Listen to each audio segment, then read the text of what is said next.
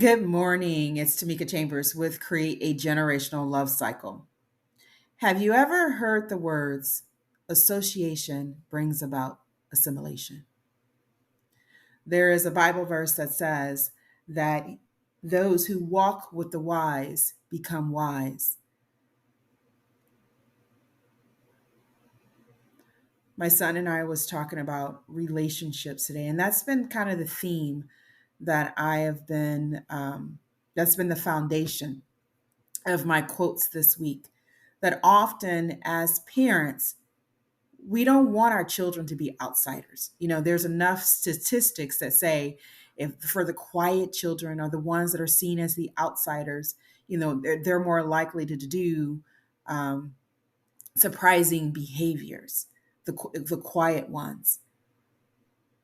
So we aim to make our children part of that in crowd. Get friends, we tell them. But often I wonder is how much do we put actually on the word friends? What does friends really mean? What sacrifice are we encouraging our children to make if we just say, I want you to make friends? What seeds are we sowing in them when we say, just go and be friends with them? And that we know that an environment shapes us, shapes our children, and especially if they're still living with us, can affect us as parents. It's no secret that my children have been to schools and experienced bullying. It's no secret that bullying is out there. I was speaking to a parent, and even he was saying, bullying is unfortunately expected. But it's not so much about, yes, it's important. We want our children to feel safe. We want them to be, happy and to really experience life. But it's how to you deal with the bullying type behavior. Do you, as my mother would often tell us, nip things in the bud? Do you address any type of behavior such as hitting, kicking? It's more evident for us to see that. We can see someone pushing our child. We can see them kicking them. We can see them pulling them. Physical violence or physical abuse we can see. But what about the mental abuse, the emotional abuse, the words that our children hear of you not being good enough, of, telling you should be ashamed of yourself, asking you inappropriate questions? What about that type of friendship? What are our children paying to feel like they belong? I remember when we were living in Garibaldi, Oregon, and our son, I could tell that something was bothering. He came to the door and he said, basically told his father that a boy was cursing.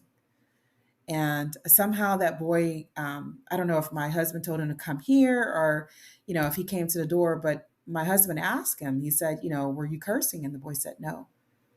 And, of course, my husband had said, I know my son doesn't lie about things like that. But the boy went on to say, no, he wasn't. And my children, that's one thing that we try to avoid is using curse words, speaking to them in such a way that we're building their foundation, telling them that they deserve respect, telling them not in an arrogance form, but helping them to remember who they are, helping them to have good, healthy self esteem, self worth, feeling that they belong here, no matter if they don't have a specific group they feel a part of. But no matter what anyone says or does, you are here because your birth justified your existence. You are here because our Creator wanted you here, and that your life has meaning and purpose regardless of what anyone else says or does, especially if it's in a demeaning, derogatory way. There are many of us that are probably in relationships, right? Because, and I'll just say it like this, that we're settling for abusive, physical, emotional, mental abuse, neglect. You know why I know that? Because we still have rises in domestic violence. We still have increased stats on that. We still have increased stats on suicide, including um, adolescent suicide. We still have depression, mental health disorders. So, and often, and just recently, not too long ago, I think at least a couple of months ago, that I was over my mother's house and place, and I was watching something on the news, and it was some kid that he had taken his life because he was experiencing bullying. So whether it's a relationship with parent child, in marriages, intimate relationships with coaches and players, dancers, with teachers or school administrators and students, as well as the parents, is that we teach people how to treat us. As parents, we teach people how to treat our children. Because if we stay in a relationship or keep them in a relationship that is unbecoming, that is demoralizing, that is abusive, that is neglectful, that says or does anything opposite of their truth, of being divine spiritual beings that deserve love. And love does not dishonor others. Love does not remember wrong. Love, it hopes, it perseveres, it protects. It does not delight in evil. And when I think about evil, I think about anything that is done, to hurt someone, to bring them down, to be false and not edifying them, not really expressing truth. Because truth is love and love is truth. There's just so much I feel like that is inside of me, so much, and I hope I am getting this message across. Whatever relationship you're in, we teach people how to treat us. We teach ourselves how to treat us. When we think about obesity, when we think about malnutrition, when we think about insomnia and lack of sleep, the more and more we veer from who we are, truly are, the core of our being, the more we see health conditions, diseases, and illnesses. We see that we have veered, we have walked off the path of our true being, the essence of who we are. And relationships can either edify us, help lift us up to our higher selves, to be the best version of ourselves, to live our best life, to help us see that our lives have meaning and purpose, or they can drag us down. You've heard of the saying, misery loves company. And unfortunately, some people project their pain on others. I remember when I talk about the generational love cycle, where it comes from, it's actually an avenue of breaking the cycle of pain. And if we create this love, in love, there is no pain. In love, there is consciousness, there is awakening that we all are part of one, that anything that we do to others, we have first done to ourselves. And so our goal, our aim is to treat people as they are. But if we allow ourselves or our children to be in relationships that demoralize them, if we allow that to happen, often children will be afraid to speak up, because that was part of my painful experience. When I did speak up, I didn't feel supported. And I think a part of me had even was wondering, how can someone be in such a relationship? How can someone stay there? And I realized that fear oppresses people and suppresses them. When you think about slavery, it you feel like you're not worthy of that respect. You feel as though that you have no voice. You feel as though there are no exits out of what you're going through. And that is a horrible feeling to have, when you know that someone is treating you incorrectly. But we hold on to these secrets, hoping that things will get better. We stay in relationships and endure the abusive acts looking for the kindness. I love you, but, the money, the roses, the raises that they can do things to us, but we become so, I don't know, used to their behavior that we overlook it and wait for the positives. We're so beat down that it's worth that beaten down so we can really feel the quote unquote love from that person. Do you hear me when I'm speaking? Do you hear the words that I am expressing? The concern. There's so much that's going on. And I've said already, one life taken is too many. Anytime someone feels like their life doesn't have meaning and purpose because of how people treat them, that's too much. And the only way, one of the main ways that we break the cycle of pain is through individual effort, because then it becomes a collective effort. That the more you shine your light, the more you stand in your truth and say, I won't put up with this. This is not who I am. Because at some level, at some point, we know how relationships should go.